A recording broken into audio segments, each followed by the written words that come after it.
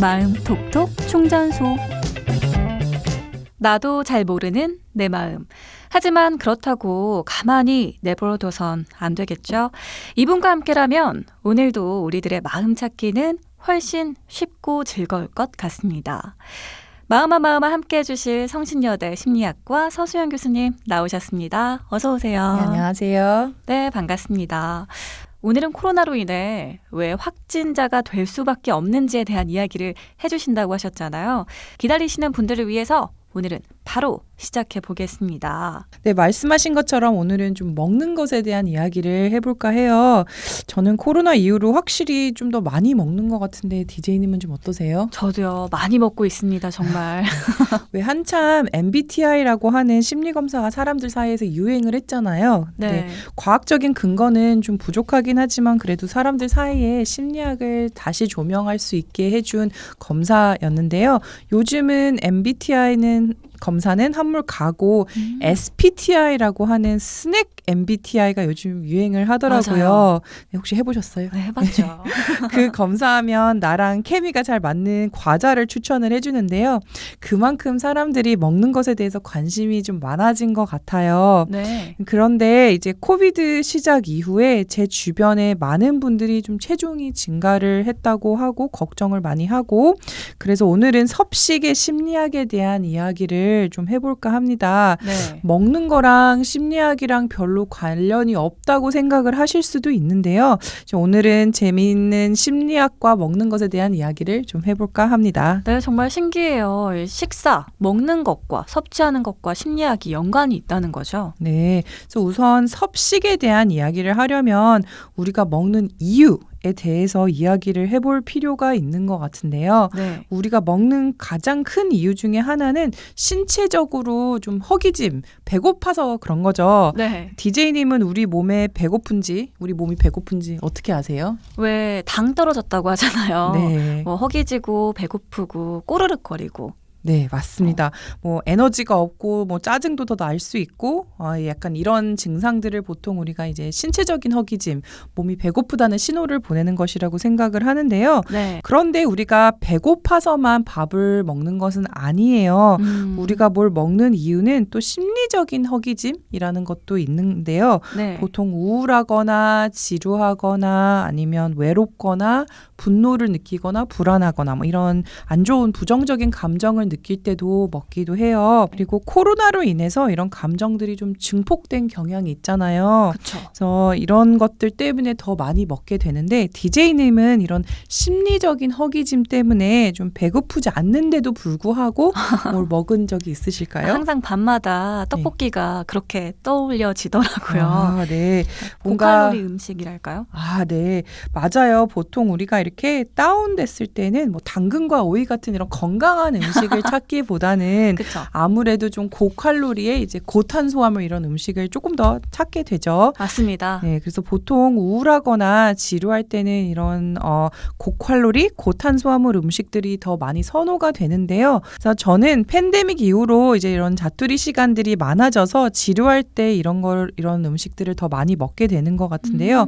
이것처럼 모든 사람들마다 조금 더 본인이 취약한 감정들이 좀 더 많은 것 같아요. 있는 것 같아요. 네. 그리고 우리가 뭘 먹으면 우리 몸에서는 기분이 좋아지는 도파민이라는 성분이 더 많이 분비가 되는데요. 네. 그런데 우리가 아무래도 코로나 이후에는 즐거울 일이 조금 줄어들었잖아요. 네. 네, 그래서 이런 심리적인 허기짐이 더 강해져서 이제 오히려 이런 음식들이 더 땡기는 것일 수도 있겠다 이제 생각을 해봅니다. 그렇군요. 네, 그리고 만약에 팬데믹 이후에 체중이 증가를 했다. 그리고 평소보다 좀 더 많이 먹는다고 생각을 한다면 혹시 내가 기분 좋아지려고 하는 것은 아닐까 이런 생각을 해볼 필요가 있는 것 같아요. 네. 특히 나를 계속 어렵게 만드는 감정들이 무엇인지 한번 생각을 해보고 그리고 만약에 그 감정을 먹는 것 이외에 다른 방법으로 좀 풀 수 있으면 좀 그런 방법들도 한번 발굴해보면 좋을 것 같아요. 감정도 그렇고 또 어떤 상황에서 특히 배고플 때가 있는 것 것 같아요. 아, 네, 맞아요. 그리고 이제 이런 감정들 외에도 상황적인 요인들이 있는 것 같은데요. 네. 특별히 더 자주 먹게 되는 상황들 예를 들어보자면 뭐 코로나 이후로 텔레비전 보는 시간이 좀 많아졌잖아요. 많아졌죠. 네, 그래서 이제 텔레비전 앞에서 먹는다든지, 특히 뭐 과자를 더 많이 먹게 된다든지, 아니면 뭐 야식을 먹을 때에도 특정 시간만 되면 이제 계속 뭐 치킨이 생각이 난다든지, 네, 이런 것들이 있을 수가 있잖아요. 네. 그래서 배가 고프지 않아도 이런 이유들 때문에 더 많이 먹게 되는 것 같아요.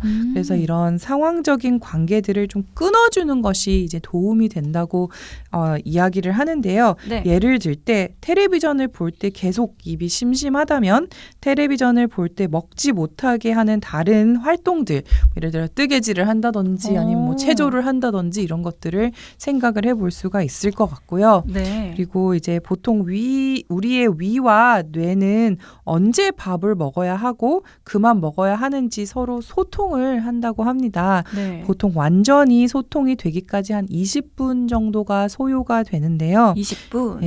네, 가끔은 뇌와 위가 소통을 하는 것을 방해하는 것들이 있어요. 뭐 예를 들어 너무 빨리 밥을 먹는다든지, 그래서 신호가 충분히 가는 시간이 좀 모자란다든지, 양과 상관없이 앞에 놓여 있는 음식을 다 먹어 치운다든지, 그리고 컴퓨터나 텔레비전과 같이 이제 뭔가 밥을 먹으면서 다른 일을 한다든지, 아니면 규칙적으로 먹지 않고 그냥 계속 하루 종일 조금씩 주워 먹는 뭐 이런 행동들도 있을 수가 있을 것 같아요. 네. 그래서 만약에 코로나 이후로 먹는 것이 잘 조절이 되지 않고 체중이 증가가 돼서 걱정이 된다면 실천할 수 있는 몇 가지를 좀 말씀을 드릴 건데요. 좋습니다. 네, 밥을 좀 천천히 먹어서 위에서 뇌가 신호가 잘 전달이 되는 시간을 충분히 주거나, 네. 또 보통은 어렸을 때 우리가 음식을 남기면 안 된다고 배우잖아요. 혼나잖아요. 그죠? 맞아요. 네. 긁어 먹어야 되잖아요. 네. 그런데 음식을 남겨도 돼요. 뭐 배가 부른데도 꼭 그릇을 비워야 한다는 이런 강박관념을 좀 가지고 있으면 아무래도 본인의 양보다 더 많이 먹게 되기 때문에 이제 문제가 될 수도 있고, 네. 또 특히 이제 배달 음식을 많이 시켜 먹게 되잖아요. 외식 대신에. 근데 배달되는 음식이 솔직히 1인분인 경우는 거의 없는 것 같아요. 양이 굉장히 많아서요. 네. 또한 이제 밥을 먹을 때에는 다른 활동을 안 하고 오직 밥만 먹는 게 굉장히 좋다고 합니다. 뭐 텔레비전을 보거나 컴퓨터를 하거나 핸드폰을 하면서 식사를 하게 되면 아무래도 내가 이렇게 포만한 느낌을 신경을 쓰지 않게 되기 때문에 본인의 양보다 좀 더 많이 먹게 되는 이런 경향이 있어서 밥 먹을 때는 이제 밥만 먹는 이런 것들도 신경을 써주면 좋을 것 같습니다. 네, 저도 오늘부터는 식사를 할 때 폰을 내려두고 밥만 먹어야 할 것 같습니다. 그리고 제가 알기로는 방금 말씀하신 것들 외에도 규칙적으로 식사하는 게 정말 중요하다고 들었거든요. 네, 맞아요. 저도 항상 이게 실천하기 가장 어려운 것 중에 하나인 것 같은데요. 이제 마지막으로 말씀을 드리고 싶은 거는 바로 규칙적으로 식사를 하는 거예요. 아침을 거르거나 아니면 시도 때도 없이 간식을 먹어서 끼니를 제대로 챙겨 먹지 않거나, 아니면 이러면 우리 몸에서 언제 밥을 먹어야 하는지 좀 혼란스러워하는 것 같아요. 네. 특히 이제 비만일수록 배고파서 밥을 먹는다기보다는 어떤 외부적인 요인, 예를 들어 뭐 어떤 특정한 시간 혹은 장소에 더 영향을 많이 받아서 식사를 하게 된다고 하는데요. 그래서 배가 고플 때만 밥을 먹고 다른 이유 때문에 식사를 하지 않는 것도 좋을 것 같습니다. 그런데요, 교수님. 보통은 스스로가 먹고 안 먹고 이런 상황들을 결정하고 또 통제하잖아요. 하지만 그 자체가 힘든 분들도 계시더라고요. 네, 맞아요. 어떤 분들은 본인이 먹는 것을 통제하지 못한다고 생각하고 폭식이 좀 걷잡을 수 없이 심해진다고 하시기도 해요. 내가 네. 아무리 조절하려고 해도 이제 잘 되지 않는 이런 경우가 있는데요. 그런 경우에는 전문적인 도움이 필요할 수도 있습니다. 우선 여러 정신장애 중에서 섭식장애라고 하는 것이 실제로 있어요. 섭식장애. 네. 특히 많은 분들이 섭식 문제 중에서 가장 괴로워하는 것이 좀 폭식에 대한 문제인데요. 네. 폭식이라고 하는 것이 2시간 동안 보통 사람들이 평균적으로 먹는 음식보다 훨씬 많은 양을 먹을 때 우리가 폭식이라고 이야기를 합니다. 네. 그래서 이제 보통 사람들이 뭐 폭식의 기준이 뭐냐라고 이제 많이 궁금해 하시는데 네. 폭식을 하면서 본인이 좀 배부른데도 불구하고 꾸역꾸역 먹으면서 멈추지 못하는 그 통제하지 못하는 상태를 보통 이야기를 하는데요. 네. 그래서 만약에 이렇게 폭식하는 행위가 일주일에 한 번 이상 3개월 이상 지속이 된다면 전문적인 도움이 필요할 수도 있을 것 같습니다. 혹시 이런 폭식 외에도 또 문제가 되는 섭식 장애가 또 있을까요?